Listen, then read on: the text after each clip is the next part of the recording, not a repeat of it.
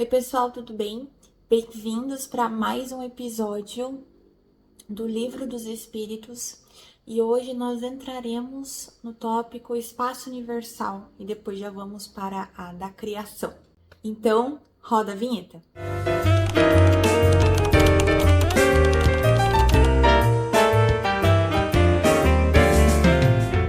Pessoal, vamos lá, a partir da questão 35, tá? O Kardec pergunta o seguinte: o espaço universal é infinito ou limitado? E aí, olha só, supondo-se um limite ao espaço, por mais distante que a imaginação o coloque, a razão diz que além desse limite, alguma coisa há, e assim, gradativamente, até o infinito. Porquanto, embora essa alguma coisa fosse o vazio absoluta, ainda seria espaço. Então, o que ele está querendo dizer com isso, tá? Vamos supor que a gente coloca um limite no espaço, tá? No universo lá, que você olha, aquele preto que você olha no céu. Por mais distante que a nossa imaginação coloque esse limite, tá? A nossa razão sempre vai dizer que tem algo a mais depois disso. Entende? Sempre, gente. E aí a gente chega no infinito. Porque se sempre vai ter algo além, chegamos no infinito, certo? E aí ele fala, porquanto, embora essa alguma coisa que a nossa razão diz que há, fosse o vazio absoluto, ou seja, se fosse só vazio, não tivesse nada, não tivesse planeta, não tivesse nada, ainda seria espaço. Então, e aí ele complementa falando o seguinte: o infinito, supõe no limitado, que haverá para lá de seus limites. Isto te confunde a razão, bem eu sei. No entanto, a razão te diz que não pode ser de outro modo. O mesmo se dá com o infinito em todas as coisas. Não é na pequenina esfera em que vos achais que podereis compreendê-lo. Então, de fato, esse é um tópico que é difícil a gente entender, tá? Nós humanos somos muito limitados. Muito limitados. É difícil entender essa questão do espaço, mas sim, ele fala infinito, tá? Infinito. Questão 36. O vácuo absoluto existe em alguma parte no espaço universal? Ou seja, o vácuo, né? O nada. E aí ele fala, não há vácuo. Não há o vácuo. O que te parece vazio está ocupado por matéria que te escapa aos seus sentidos e aos instrumentos, tá? Então não há vácuo, gente. Sempre vai ter algo. O que parece vazio, às vezes, tá ocupado por matéria, só que é uma matéria que a gente não consegue ver, não consegue entender, não consegue... Porque para nós a matéria é muito diferente, né? Só que a matéria, ela, igual a gente tá estudando nos outros episódios, ela tem muitos graus.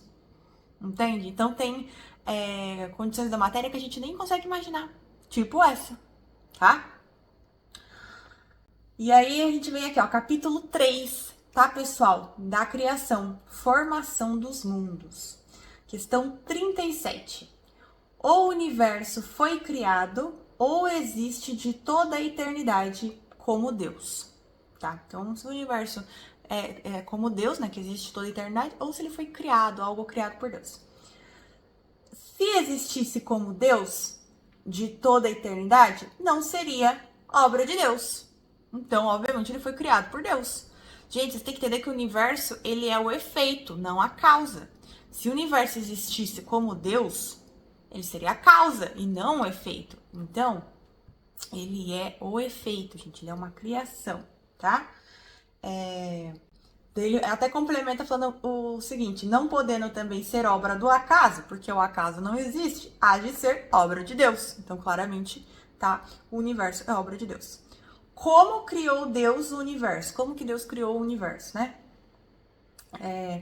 Para me servir de uma expressão corrente, direi pela sua vontade. Nada caracteriza melhor essa vontade onipotente do que essas belas palavras de Gênesis. Deus disse: faça-se a luz, e a luz foi feita. Então, o Espírito ele não vai entrar em detalhes, até porque para nós é muito complexo. Então, ele usa de uma passagem de Gênesis, que faz muito sentido, é muito coerente com o que foi feito quando Deus criou o universo. Que é essa passagem aqui, de Gênesis, que fala assim: Deus disse: faça-se a luz, e a luz foi feita. Maravilhoso, né, pessoal? Eu acho incrível. Questão 39. Poderemos conhecer o modo de formação dos mundos, ou seja, a forma que os mundos se formam? A gente pode conhecer isso? Tudo que a esse respeito se pode dizer e pode se compreender é que os mundos se formam pela condensação da matéria disseminada no espaço. Então, mais uma vez, gente, se o espírito fosse falar tintim por tintim, para nós é difícil entender, porque nós somos limitados. Então, assim, o espírito também tem que saber responder. E o que ele fala aqui, o que a gente pode dizer para nós compreender é: os mundos, ou seja, os planetas, pessoal, se formam pela condensação da matéria disseminada no espaço. Então, sim, gente, os mundos se formam pela condensação da matéria no espaço. A matéria condensa para formar o mundo, o planeta. Questão 40. Serão os cometas, como agora se pensa, um começo de condensação da matéria?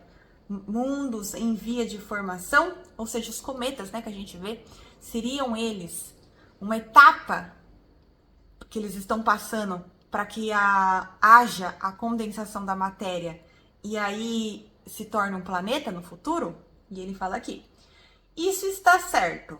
Absurdo, porém, é acreditar na influência deles. Refiro-me à influência que vulgarmente eles atribuem, porquanto todos os corpos celestes influem de algum modo em certos fenômenos físicos. Então ele falou que tá certo, o que é absurdo é acreditar na influência, que eles podem nos influenciar de alguma forma, tá?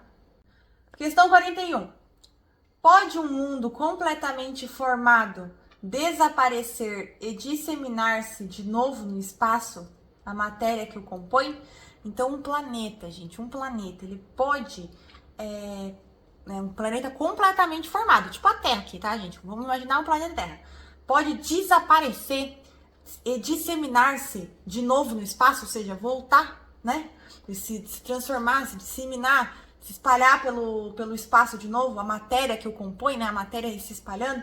E ele falou aqui, ó, sim, Deus renova os mundos como renova os seres vivos. Então, sim, gente, isso acontece, tá? Com muitos planetas. Já estão há muitos e muitos anos ali. Isso vai acontecer uma hora, inclusive com a Terra. Uma hora a Terra também vai passar por esse processo. É normal, é natural. E agora, por último, pode será conhecer o tempo que dura a formação dos mundos, da Terra, por exemplo? Então, ele está perguntando quanto tempo, por exemplo, se a gente sabe que uma hora a Terra, né, por exemplo, não só a Terra, mas todos os planetas, mas vamos falar da Terra, vai desaparecer e disseminar-se, né? A gente pode saber quando isso vai acontecer? Ele pergunta isso. Ele fala: nada te posso dizer a respeito, porque só o Criador o sabe.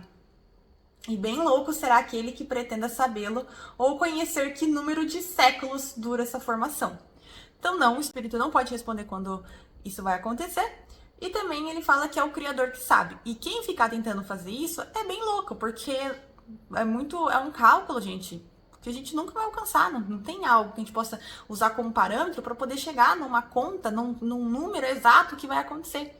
É muitos e muitos e muitos anos, gente. É um tempo, assim, absurdo, tá? Porque a evolução, ela é demorada.